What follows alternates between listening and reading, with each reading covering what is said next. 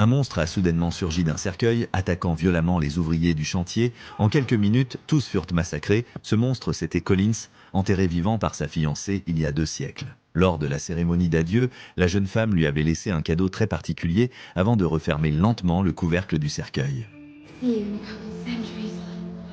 Elle ordonna ensuite qu'il soit solidement enchaîné et enfoui profondément sous terre. Des siècles plus tard, lors de la construction d'un immeuble, des ouvriers découvrirent là par hasard ce cercueil, ce qui mena à la scène tragique du début. Collins se rendit dans le manoir où il vivait autrefois. À sa grande surprise, la maison était toujours éclairée. 2 enfants étaient tranquillement installés sur un canapé. La fille, en le voyant entrer, afficha une expression de doute. Son petit frère, en revanche, resta bouche bée. L'homme au style étrange ressemblait trait pour trait à leur ancêtre sur la photo accrochée au mur. Collins fut ému de voir que ses descendants se souvenaient encore de lui. Mais Julia, la maîtresse de maison, restait méfiante. Elle le prenait pour un imposteur. Pour prouver son identité, Collins affirma qu'il connaissait tous les secrets de la demeure. Il fit tourner la pointe de sa canne sur un mécanisme dissimulé dans le sol.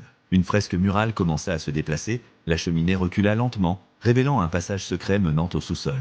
Julia, stupéfaite, comprit qu'il était bien le célèbre ancêtre, celui dont la légende disait qu'il était un vampire. Collins conduisit Julia dans le passage resté scellé pendant 200 ans. Ce qu'ils découvrirent les laissa sans voix. Des montagnes d'or et d'argent, un trésor qu'il disait avoir laissé pour ses descendants. Julia baissa enfin sa garde, mais Collins avait un but.